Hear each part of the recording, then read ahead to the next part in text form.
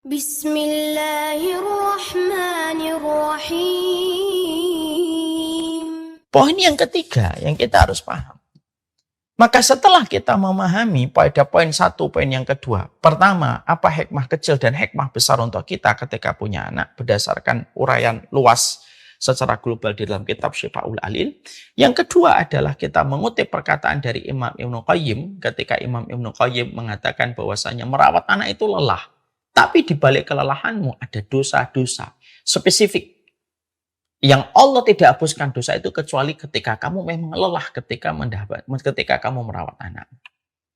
Yang ketiga, poin yang ketiga itu adalah yang kita bahas.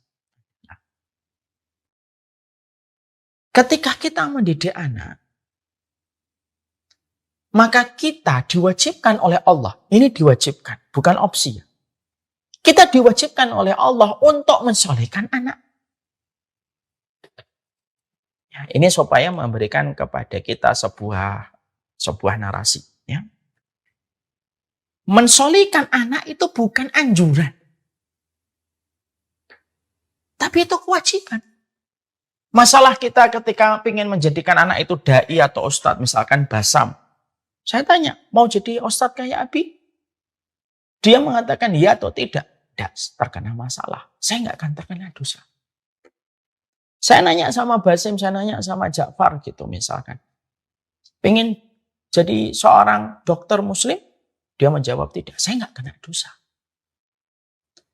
Tapi kalau kita punya keturunan, lalu keturunan itu tidak bisa menjadi sholih, kita kena dosa. Kenapa?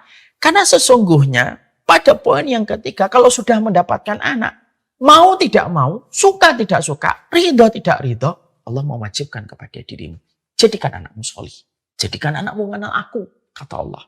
Jadikan anakmu itu mengenal nabiku dan rasulku. Sebagaimana yang Allah ikrarkan di dalam perut ibunya ketika anak kita dikandung oleh ibunya. Alastu birabbikum, bukankah saya ini Rob kalian? Dan itu sudah merupakan peringatan dari Allah serta sinyal dari Allah. Berarti kalau anak kecil, berarti anak kita sebelum lahir, dia sudah diambil ikrarnya oleh Allah dengan mengatakan alastu birabbikum, bukankah saya itu adalah Tuhanmu? Dan itu sudah diambil ketika anak kita di dalam perut istri kita yang membesar dan membuncit. Berarti Allah secara tidak langsung mengatakan kepada setiap ibu dan setiap bapak dari anak itu.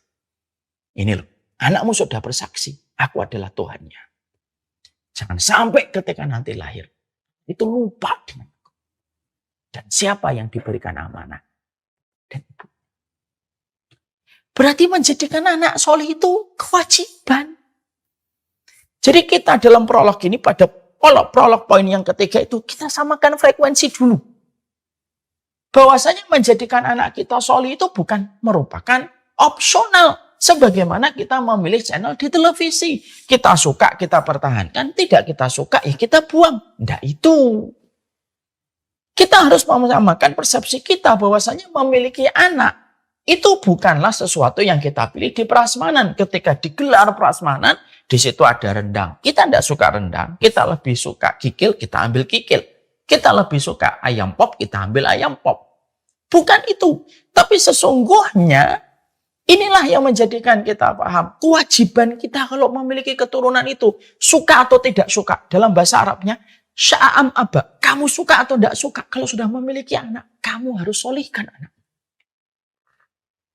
Kamu harus solihkan anakmu. Dan itu sudah dijadikan fitrah oleh Allah. Kenapa? Setiap fitrah orang tua sudah disamakan frekuensinya oleh Allah. Sama dengan ikrar seorang janin ketika dia ditanya oleh Allah siapa Robnya, yaitu Allah. Ya, makanya fitrahnya manusia orang tua di dalam hatinya yang paling kecil, walaupun dia maling, walaupun dia koruptor, walaupun dia pembunuh, dia akan berkata, dia harus lebih baik daripada saya. Itu fitrahnya manusia. Maka fitrah ini kalau semakin terjaga dari orang yang bersih, maka dia akan paham. Kata Imam Ibnu Qayyim, mewajibkan anak itu harus solih. Kewajiban kepada orang tua itu solih. Jadi kewajiban kita kepada anak paling primer Bukan memberikan sandang, papan, dan pangan. Itu nomor 3, 4, 5. Nomor satunya apa? Mensolihkan anak itu. Mensolihkan anak itu. Karena pertanyaan nanti ketika Allah tanyakan kepada anak, ketika anak itu dihisap, maka bapaknya kan ditanya, sudah berapa ayat yang kamu ajarkan kepada anakmu? Sudah berapa sunnah yang kamu ajarkan kepada anakmu? Sudah seberapa sholat yang kamu ajak anakmu ke masjid? Karena Allah nggak akan nanyakan dunia. Yang mana dunia itu mudbirah. Yang ditanyakan akhirah. Karena akhirat itu mukbilah. Mudbirah itu ditinggalkan, mukbilah itu didatangin. Allah nggak nanya dunianya. Karena dunia itu ditinggalkan dan sudah rusak dengan kiamat. Tapi Allah akan tanya tentang akhirahnya. Kenapa? Akhirah itulah yang dituju ketika seseorang itu berdiri di hadapan Allah. Jadi yang ditanya, jadi kewajiban kita tidak menjadikan anak itu kaya dan miskin. Masalah kaya dan miskin itu kewajiban Allah. Itu Allah yang menentukan dalam takaran rezeki, di mana takaran Allah tidak pernah tertukar. Masalah anak kita putih, anak kita hitam, itu kewajiban Allah untuk membentuk setiap penciptaan dengan sebaik-baik penciptaan. Tapi apapun latar belakang fisik anak kita dan bagaimana takdir berjalan pada anak kita, yang satu yang Allah wajibkan, seberapa besar ketaatan. Nah itu nanti di hadapan kehidupan, di hadapan Allah.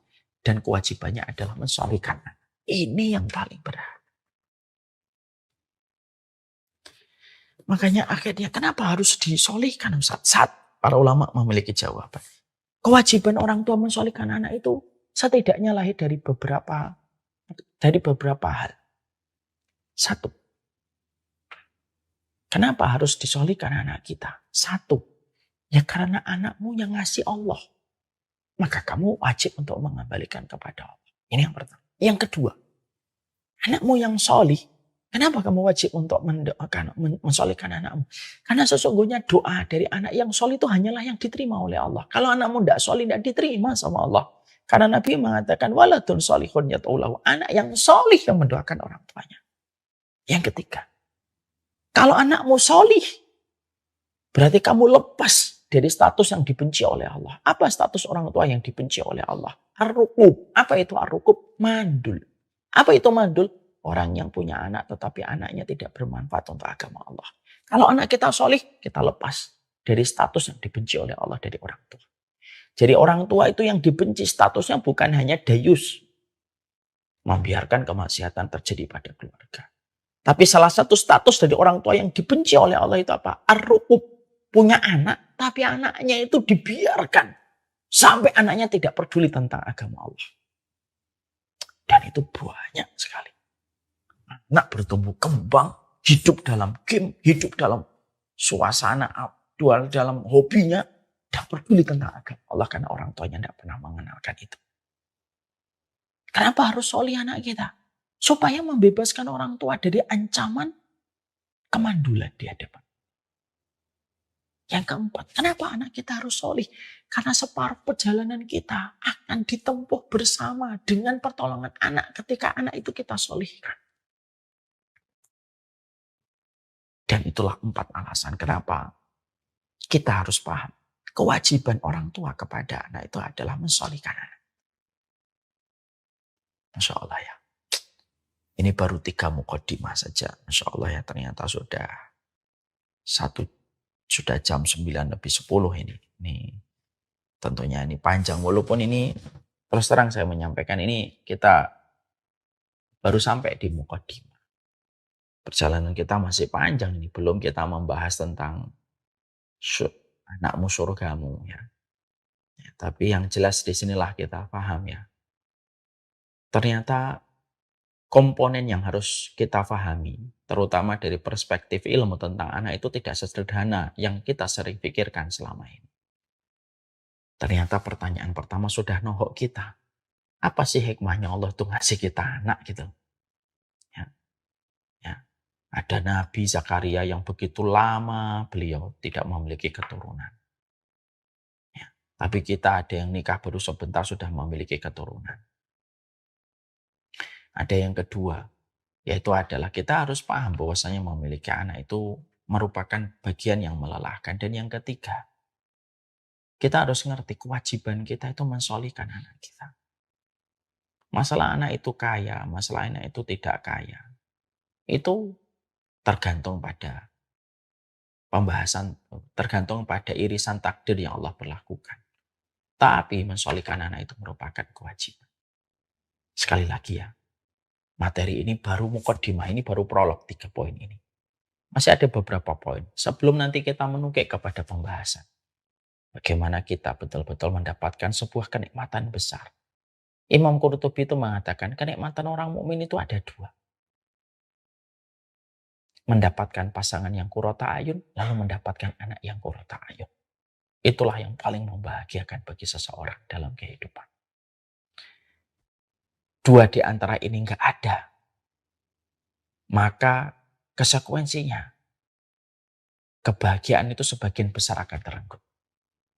Bapak ibu mendapatkan pasangannya qurrata ayun, anak tidak qurrata ayun. Bapak ibunya sesak nafas setiap waktu memikirkan anak. Kita mendapatkan anak yang kita mendapatkan anak qurrata ayun, tapi pasangan kita tidak qurrata ayun, sesak dada kita juga. Makanya betul kata Imam Qurtubi, 2 yang betul-betul menggembirakan untuk orang mukmin sebelum berjumpa dengan Allah. Dapat pasangan yang qurrata ayun, dapat anak yang qurrata ayun. يا ربي شكرا هديت قلبي شكرا